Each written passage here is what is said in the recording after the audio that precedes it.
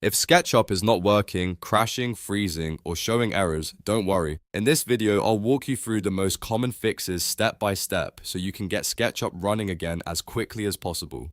These problems usually come from plugin conflicts, outdated graphics drivers, or corrupted program files, and the good news is that most of them can be fixed without advanced technical knowledge. If this video helps you out, please hit like and subscribe for more simple software tutorials. Alright, let's get into it.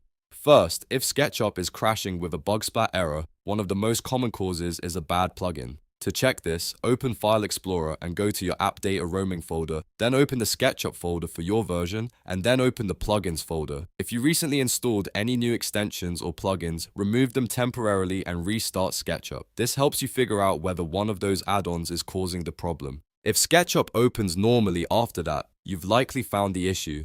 You can then add the plugins back one at a time until you discover which one is broken. Next, update your graphics drivers. SketchUp depends heavily on OpenGL and your graphics card driver, so outdated drivers can cause crashes, display issues, or a complete failure to open. Go to the official website for your graphics card manufacturer, such as Nvidia or AMD, and download the latest driver for your system. After installing the update, restart your computer and try SketchUp again. This step fixes a huge number of SketchUp not working problems, especially if the software was running fine before and then suddenly started acting up after a system change. If the issue is still there, the next best step is to perform a clean reinstall.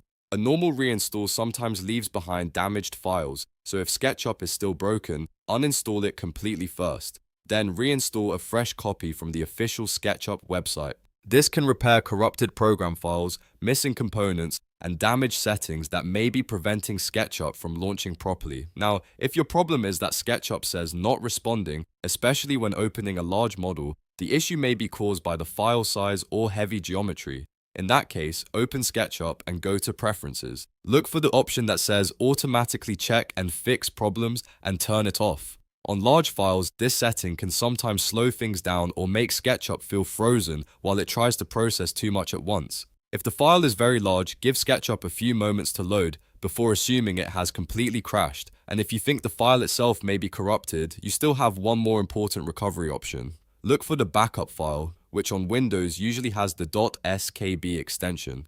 This backup is often saved alongside your main SketchUp file. You can rename or open that backup file to recover your work if the original file won't load correctly. This is a lifesaver when a project gets damaged and you need to restore a recent version of it.